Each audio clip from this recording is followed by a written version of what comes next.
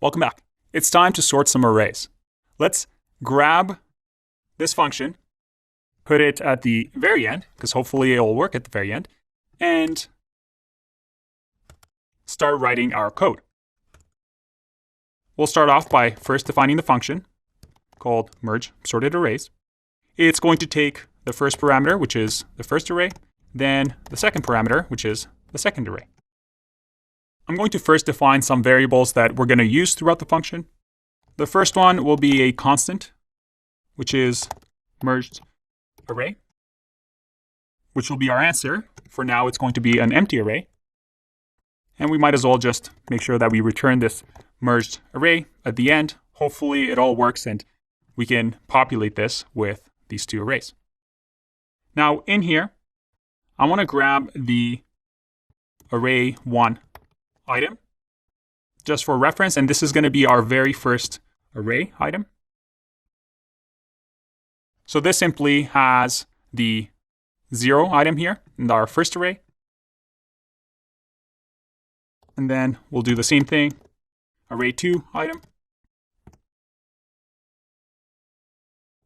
which is going to grab the number 4 from here. Now, the very first thing I like doing in a function is checking for some sort of an input, making sure that everything works. I'm going to spare you the time of me doing this because you should have an idea of how to check whether it's an array, whether you have two parameters. But the one input that I think is worth checking is what if we have something like this, where the second array is just an empty array. In our case, we can just return the first array because, well, it's already sorted. We're still merging the two arrays, but the other array doesn't have anything. And that's the same if this first array was just empty as well. So to avoid any extra work, let's check for those conditions so that right away we can give out the answer and make our function more efficient in those cases. So I can just do an if statement. I'll say array1 length if that is equals to 0. So if first array is empty, just simply return the second array. And we can do the same for the other case. If array2 length is empty, then we can just return the first array. Nice and simple. But now let's get into the harder topic, which is what happens if both of these arrays are full, like they are now. Well, just to change things up, because I've been using the for loops for a while, I'll use the while loop in JavaScript. And this simply says loop through the items while a condition is met. In our case, I'm going to say while there is an array1 item, or there is an array2 item, do something. And remember, these variables are simply, for now, the first item in each one of the arrays. And by the way, if you're wondering why sometimes I use const, sometimes I use let, well, const means that once I assign this variable to this array, I can't modify it. I can't say merged array equals to 2. It's going to give me a warning because it's a constant. I can add things to the array, but I can't change this reference to the array. On the other hand, let allows me to do that.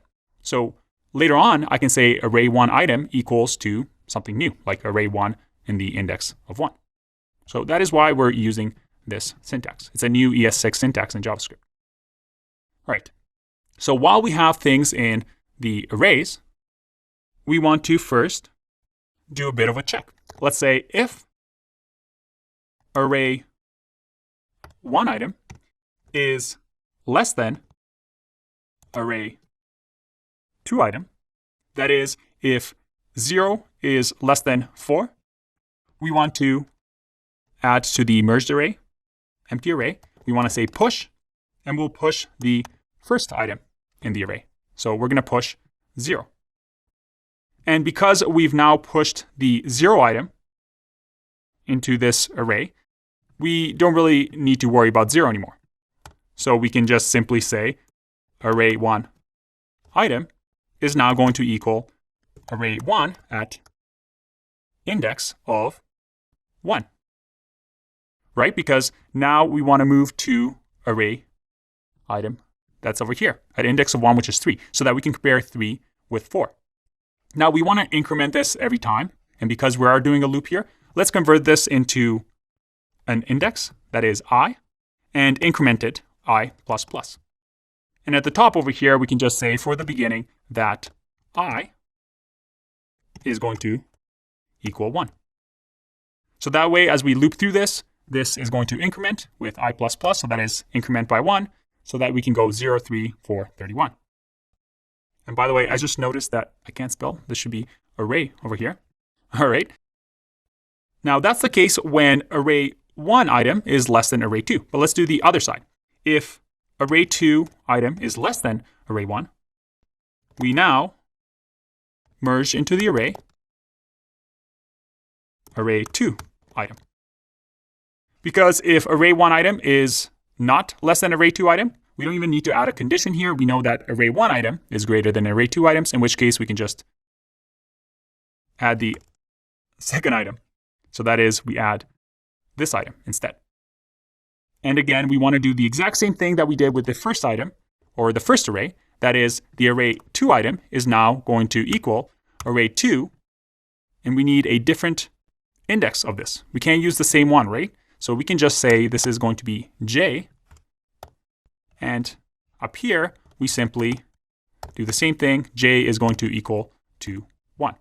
So once we figured out the 0 index items, we can then move on to index of 1, then index of 2, index of 3, so on and so forth. Now let's check this code and see if it works. If I run this, you'll see that my browser just crashed. And that's because I have a setting on REPL.it which allows for this to happen. Most likely, if you're using the default settings here, it will give you a warning. But let's go back. Why did that happen? This is why it's always a good idea to go step by step and make sure things work. We did a lot of coding here without actually testing if any of this works. So a good note here is to pause every once in a while and just test your assumptions, log out the answers. In this case, we missed a critical point. That is in this check over here. If we do the while loop as long as array 1 item or array 2 items are populated. And we check here if array 1 item is less than array 2 item. But the problem here is that we could have a case where one of these, because we're using OR, could be undefined or we reach the end of the line. In order to account for that, the critical thing to do here is to always know how your code is running. So let's do a console.log here. Say array 1 item, and then array 2 item. Let's see what we get throughout the loop. If I run this, it's going to crash again and we won't be able to see our logs. So I'm just going to write down the correct version here and then explain why we did what we did. I'm going to just say if array 2 item, if the array 2 item doesn't exist, so if we have undefined, it's going to turn this into true, so we run through this. What is that? Let's have a look. Notice what we just logged here. We've logged array 1 item, then array 2 item. So this is why we're comparing throughout our loops. 0 and 4, then 3 and 4, then 4 and 4, then 4 and 6, then 31 and 6, 31 and 30, and then 31 and undefined. You see here how the second array item becomes undefined.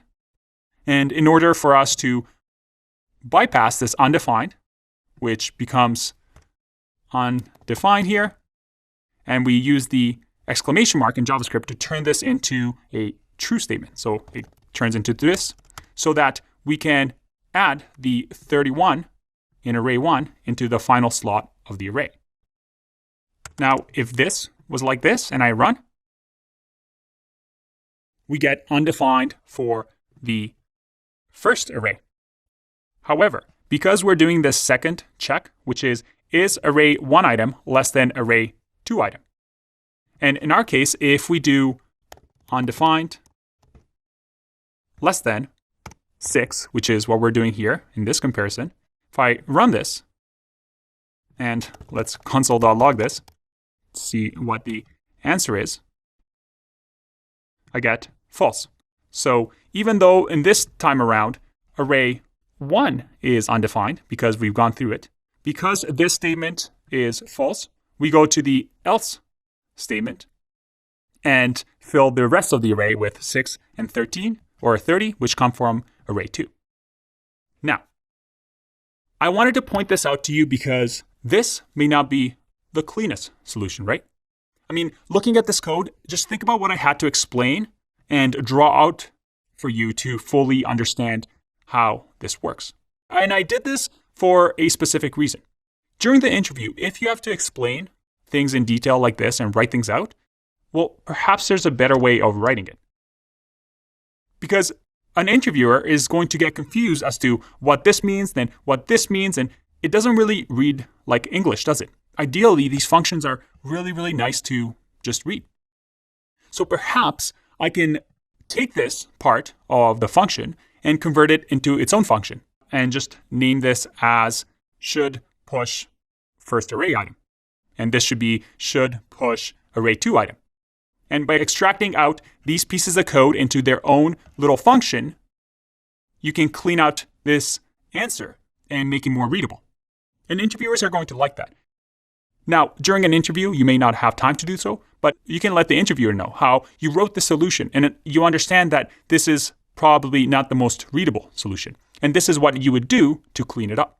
You don't have to actually code it. As long as you tell them and you understand where you would improve things, that in an interviewer's eyes is just as good as you actually coding it that way.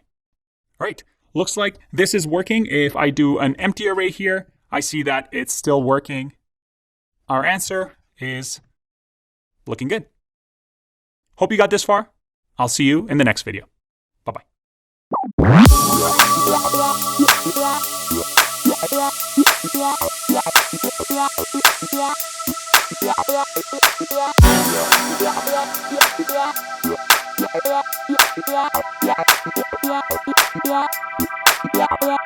Yeah.